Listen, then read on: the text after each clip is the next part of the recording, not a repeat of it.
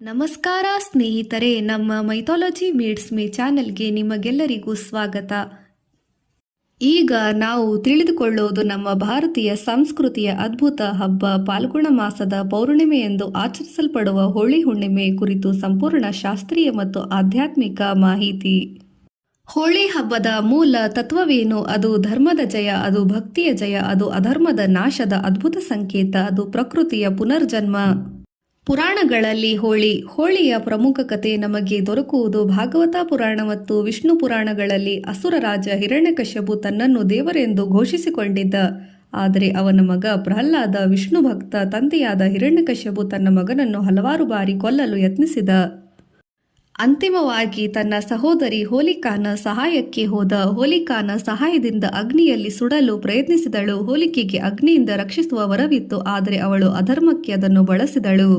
ಭಕ್ತನಾದ ಪ್ರಹ್ಲಾದನು ಓಂ ನಮೋ ನಾರಾಯಣಾಯ ನಮಃ ಎಂದು ನಿರಂತರವಾಗಿ ಜಪಿಸುತ್ತಿದ್ದಾಗ ಅಂತಿಮವಾಗಿ ಹೋಲಿಕಾ ದಹನವಾಗಿ ಪ್ರಹ್ಲಾದ ಉಳಿದ. ಇದನ್ನೇ ನಾವು ಹೋಲಿಕಾ ದಹನ ಎಂದು ಆಚರಿಸುತ್ತೇವೆ. ಪಾಠ: ಧರ್ಮ ಉಳಿಯುತ್ತದೆ, ಅಹಂಕಾರ ನಾಶವಾಗುತ್ತದೆ, ಭಕ್ತಿಗೆ ದೈವಕೃಪೆ ಸದಾ ಇರುತ್ತದೆ. ವೇದಗಳ ದೃಷ್ಟಿಯಲ್ಲಿ ಹೋಳಿ ಎಂಬ ಹೆಸರು ವೇದಗಳಲ್ಲಿ ನೇರವಾಗಿ ಇಲ್ಲ, ಆದರೆ ಅಗ್ನಿ ಶುದ್ಧೀಕರಣ ತತ್ವವನ್ನು ಋಗ್ವೇದ ಮತ್ತು ಅಥರ್ವವೇದಗಳಲ್ಲಿ ವಿವರಿಸಲಾಗಿದೆ. ಅಗ್ನಿ ಎಂದರೆ ಪಾಪದಹನ, ಮನಸ್ಸಿನ ಶುದ್ಧತೆ, ನವಜೀವನ ಪ್ರಾರಂಭ. ಹೋಲಿಕಾ ದಹನ ಇದರ ಪ್ರತೀಕ. ಉಪನಿಷತ್ತಿನ ಸಂದೇಶ: ಕಠೋಪನಿಷತ್ ಮತ್ತು ಛಾಂದೋಗ್ಯ ಉಪನಿಷತ್ತಿನಲ್ಲಿ ಅಜ್ಞಾನದಿಂದ ಜ್ಞಾನಕ್ಕೆ ಹೋಗುವ ಮಾರ್ಗ ಎಂದು ಹೇಳಲಾಗಿದೆ. ಹೋಳಿ ನಮಗೆ ಹೇಳುವುದು ನಮ್ಮ ಒಳಗಿನ ಕಾಮ, ಕ್ರೋಧ, ಲೋಭ, ಮೋಹ, ಮದ, ಮತ್ಸರಗಳನ್ನು ದಹಿಸಬೇಕು ಎಂಬ ಇದರರ್ಥ ಆತ್ಮಜ್ಞಾನವನ್ನು ಬೆಳಕಾಗುವುದಾಗಿದೆ.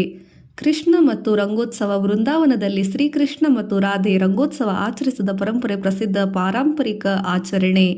ಹೋಳಿ ಹಬ್ಬದ ಬಣ್ಣಗಳ ಅರ್ಥ: ಕೆಂಪು ಪ್ರೀತಿ, ಹಸಿರು ಸಮೃದ್ಧಿಯ ಸಂಕೇತ, ಹಳದಿ ಭಕ್ತಿಯ ಸಂಕೇತ, ನೀಲಿ ದೈವತ್ವದ ಸಂಕೇತ.